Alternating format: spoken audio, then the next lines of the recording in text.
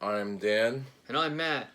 and this is another video where we're going to convince each other to play games. I'm going to try to convince Matt about the Portal games. And I'm going to make a very awesome sell on the legendary, the great, the criminally underappreciated and underestimated game from the PS2 era known as Godhand. Alright. Nerd dog. Nerd dog. Nerd. I guess I'll start off this time. Okay. Okay. Portal. Alright. Welcome to Nerddom. Yeah, so I'm going to pitch Matt first this time around about Portal. I'm not a ball. It's made by the same guys that did Half-Life. Okay. In our last video. Alright, yeah. It's actually in the Half-Life universe a little bit. They kind of made it canonical. So they're actually like related games. Yeah, but it's a little bit. They mentioned it in one of the Half-Life 2, I think Half-Life 2 Episode 2, and then in Portal 2, they mentioned one of the things from the Half-Life series, so it kind of... Oh, that's something I genuinely never knew. But, so yeah, these are puzzle games. All right. So in the first Portal game, you wake up, it's first person, but there's no weapons in these ones. You have this gun, and now it can also do the same thing as I explained as the Half-Life 2 game with the gravity gun. Yeah. You can pull these cubes towards you that are you're in these very sterile environments. Okay. There's an AI talking to you the whole time that's actually eventually going to try to kill you. Makes sense. And you have that to battle seems to at be the end. par for the course. So you create two portals with this gun, and you put the blue one and then a red one, and you can go through either one, but they both end up on the same area. You don't get them right away. Obviously, you work your way to that in the game. I think there's 19 rooms, if I remember correctly, in the first portal, and then you fight against. I forgot her name, but the main AI at the end of it. Is it Alia? No, it's not Alia. Oh. Yeah, just you're. It's a puzzle game, so you're going through. You have to figure out how to get to these rooms. You have to figure out how to get from one spot to another using the portals. And that's all right. And then they introduce physics mechanics into it, where you can make a port. You can get yourself up on this ledge and make a portal down here, and then so you jump off the ledge. And you come out another portal, and it'll launch you if you've jumped from it. You know what I mean? Using that movement, yeah, that momentum. So Valve did a really good job making this game with the physics involved.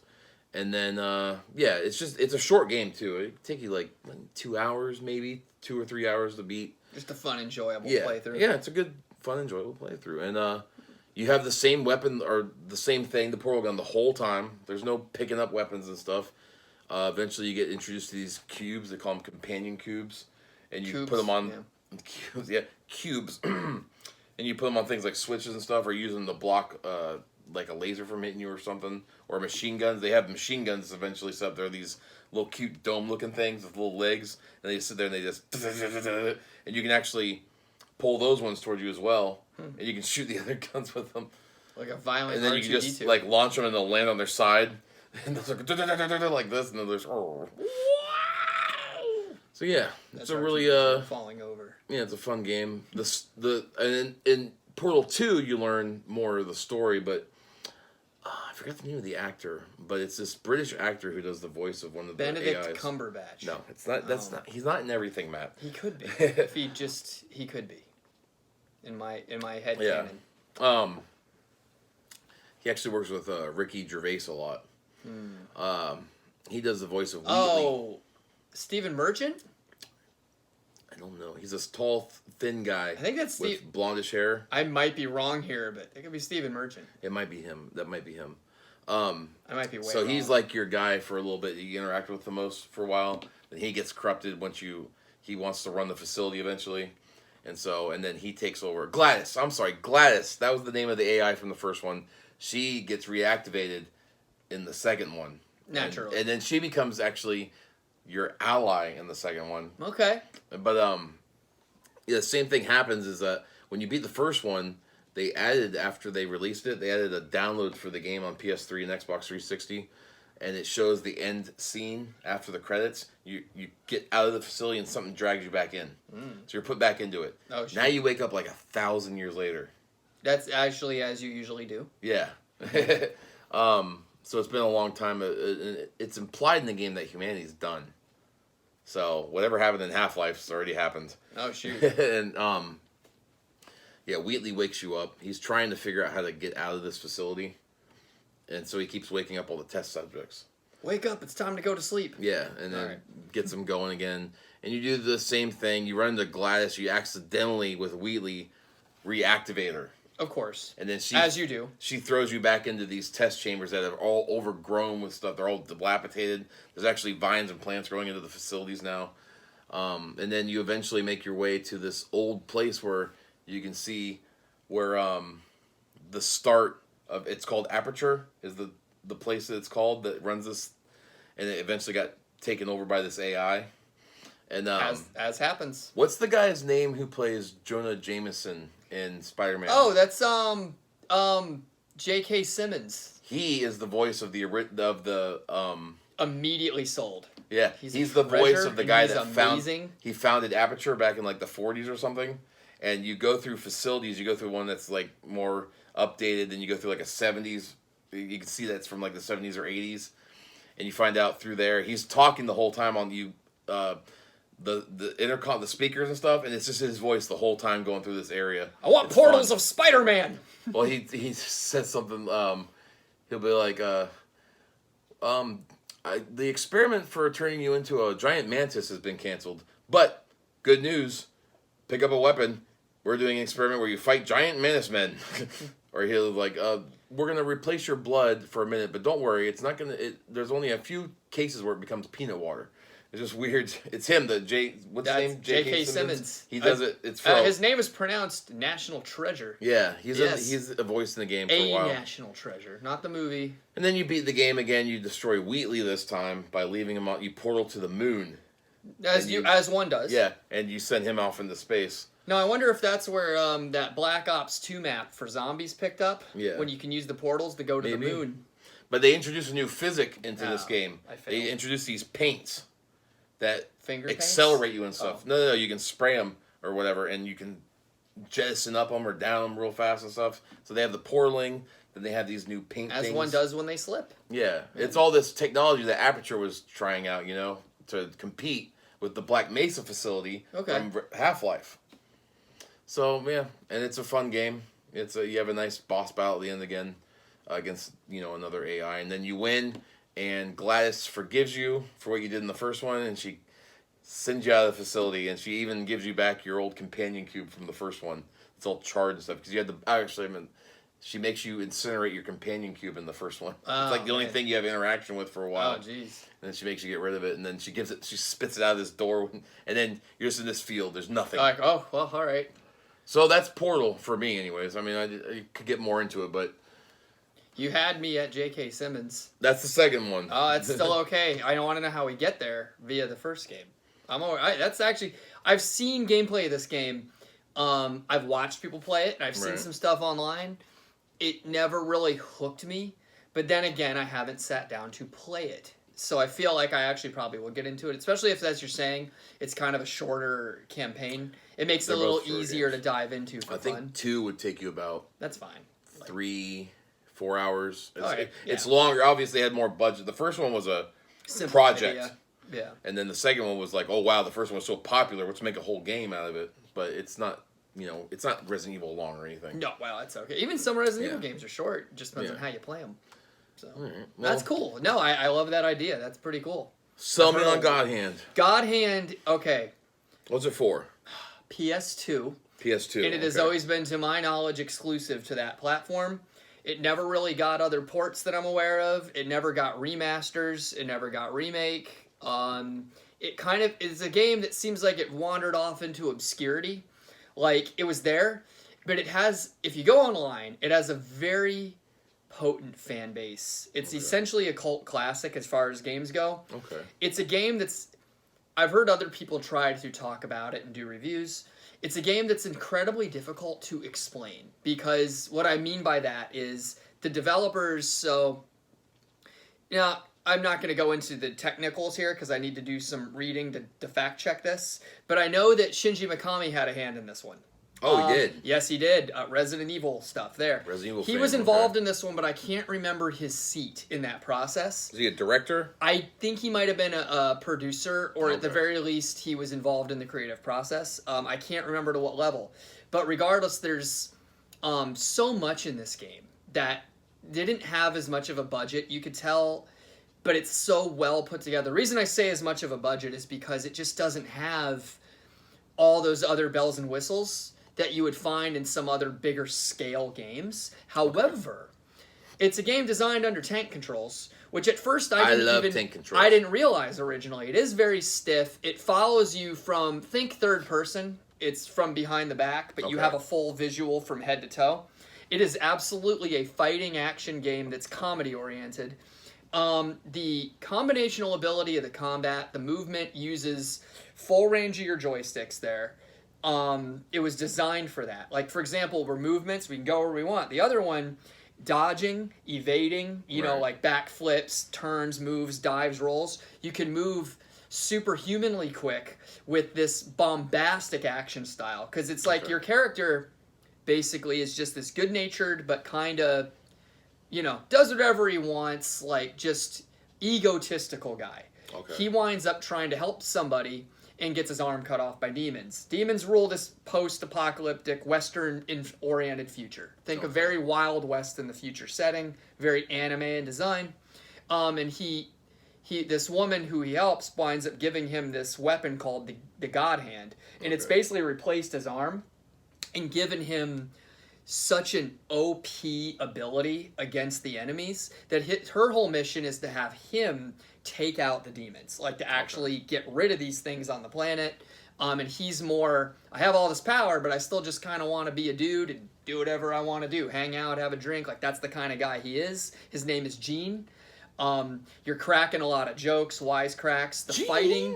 The fighting is crazy in the game because you have over, I think it's like 100 techniques you can actually open and unlock. Oh, wow. And you can make your combinations as mixed and random as you want so that your fighting style not only has high speed, but the mix-up of it lets you do so much. Not to mention, your God Hand has a charge element that you can throw off like an energy attack at given times that you have like, you can keep building how many charges you have. And you have to find cards that will let you recharge that ability. But some are simple, like you can throw this basic wave, or others get so extreme that they're just complete like room devastation. And some are also comedy based that don't really do damage, but they're hilarious. Like you can you like slide around and like kick a guy in the places you don't kick a guy. Things like that. There's a lot of that kind of potty humor in the game. And there's dick. Yep. So there's a lot of stuff too that there's so many things. I'm definitely gonna do like a whole video on this game. I can't undersell it. It's one of those when you pick it up and you just get going. The plot is simple. It explains itself well. It starts going. It lets you do so much with your power set that it makes it fun for just casual play and replay value. I would argue. The only thing I will say about the game is despite whatever difficulty you started on, easy, normal, hard, it's a game intended to be difficult no matter what, which can be infuriating or fun. Because like if you started on easy, the better you're doing, the better your enemies are going to do. And they're more aggressive and more damage they're going to do. So like you keep ranking in levels, like level 1, 2, 3, and die. And what those do is you take more damage. You're harder to deal with. Like they up the difficulty as the better you do, the harder the game gets. If you start doing worse, the game will adjust to you. You want to start off yourself easy going so that the enemies don't ramp up immediately. Yeah, they're going to be more assertive, more aggressive, and more powerful if you're doing better. If I'm not mistaken, that's how the mechanics are designed. The game gives you the ability to... There's chapters through each level. So like as you clear a room, it gives you the ability to either keep going or you can go into what's called the casino, where there's a literal casino that you can just go play games and earn currency for the game so that you can get like power-ups and items out of the store. Or you can go to this place, it's the ultimate fighting ring, where you could either go to practice and figure out how to use your techniques or take on direct combat challenges to earn money and points and stuff like that. And then when you go into the shops and you're just casually doing stuff, there's a little tool called the Chihuahua races where you can go bet on a Chihuahua, and then a bunch of these adorable little Chihuahuas will have races, and if yours wins, you win money. Oh, So nice. it's funny because that's another element too. That's another one of the Mikami Easter eggs in the game too. One of the Chihuahuas' name is Mikami's head. Okay. There's also a bunch of them. There's like Jambalicious, Burrito Libre, Okay. Lucky Clover, Dirty Sanchez. There's a bunch of names. Some of them are pretty out there and wild. And that's another thing. So the Chihuahuas are all different colors. They're called poison Chihuahuas. It's a gimmick running through the game where you'll see them in places. And everyone, people, the demons, everyone's terrified of these things. But they're these adorable little multicolored Chihuahuas just running around. You have no fear of them. They don't seem to pose any threat. And they just like hop around and bark, and they're just adorable. But yet everyone has this intense fear of them, like all the time. It's a funny little addition in the game. Okay. Other than that, there's a lot of very questionable comedy through the game. Like there's a lot of stuff that I've seen challenged back and forth online in terms of the creative teams. What were they going for? Because you'll see like a lot of elements with like basically a lot of very mature sexual tones and jokes mixed with a lot of just like potty jokes kind of things, and then it'll turn around where you're like doing really cheeky, immature stuff, and so will your enemies. Where other times you have like dominatrixes and stuff running around after you, and the way you interact is like, what is this game doing? But really, it's all just jokes. It's all just you play it, you just like, the world they're going for is this crazy, and I've used the word already, but it's the best word. It's just a completely bombastic concept that delivers so well, but I feel like the game, maybe they just didn't know how to market it. They didn't know how to sell it, and that's why I feel like it never... Again, we've never gotten a remake. We've never gotten a remaster. I got 2 questions for you about it then. This is a gem? It's such a good game. Is this a little gem for the PS2? I believe it's one of the most underappreciated and underrated things that ever come out on the PS2. Is it easy to get a hold of now? You can find it online reasonably. It was reasonably still? Yeah, I don't know the current like auction runs, but it was never a game that was like super collectible or like super popular, but I think it became popular in hindsight because people started finding it and playing it. Like, it's so fun with so much replay value. Right. It's for another video, but my only complaint in this game I'll ever have is that to my knowledge, there's never been a New Game Plus edition. So, like, if you keep working to power up and keep working to build yourself up, if you beat the game and you want to do a new round, you start everything from scratch no matter what. Oh, okay. So you're not going back in. Like, I want to go start the game from the beginning to try to unlock other moves, other techniques, other skills that I don't have. But you got to still do it all in one playthrough. Okay. Which does, from a point of view, ramp up the challenge factor to someone wanting to go for a completion. One playthrough, you can't save the game. You can you save the game frequently. Every time you break through a room, it'll give you the option to go to this casino, keep playing, or to save. Just a quick question. You made it sound like you had to play it through to the end when you turned it on. No. Okay, yeah, you can save. Right. You can save consistently, pretty much. Anytime you clear a room, you have an opportunity. But there's such a variety in the enemies. There's such a variety in the level types. Right. There's not a lot of levels, but there's like maybe 7 or 8 major stages, but they have sections. If you've played this online, you'll agree that the mini bosses are probably the highlights of the game because you'll just run into encounters that are definitely referencing things. Yeah. Like there's this one group that's basically a Guns N' Roses knockoff, like through and through. It's amazing. My favorite is in the adult playground when you're going after this demon named Shannon. Yeah. And you enter this room, and this single battle is how I try to present this game to people. Is I show them a video of this battle.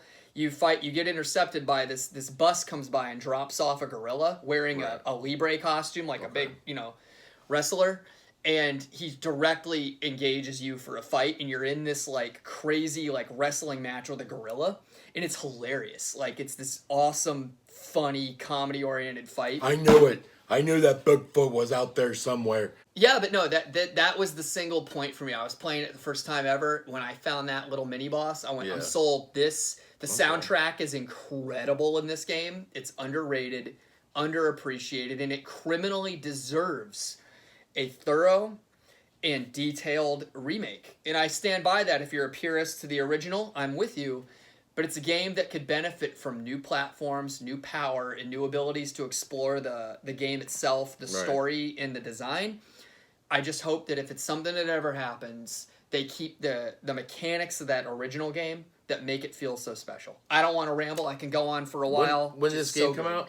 I believe 2005 or 6. Could have been 2004, but I think it was 5 or 6. A little towards the end of the PS2's life. Yeah. Does it look good graphically? It actually does. When I say they take advantage of the PS2's abilities. It does. When I say like lower budget, I mean like it wasn't utilizing some of the more groundbreaking. It doesn't utilize some of the more groundbreaking techniques that other games had employed. But it does do its own thing. See, that's the thing with this game. I feel like they had to scale back on certain new technology to amplify other technologies. And they didn't have a good advertising budget. I don't know. I don't remember the advertising campaign very well. You can't say they didn't know how to advertise the game. I feel like it's one where you go, we have this story and vision. Right. We have an idea. We don't really know how to sell it. Okay. And I feel like it's possibly what happened because, again, when That makes sense because you're using tank controls in possibly 2005 or 6. Yeah, but it's a good...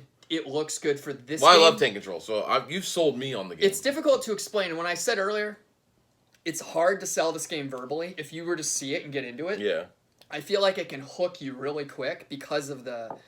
Again, the first level, when you learn stuff, it's a little bit easier on you. Yeah. By the way, on the harder difficulties, it's not easier on you. It's a game that you're going to be angry quick if you're bold enough to try the hard modes. Do you think I'll rage quit?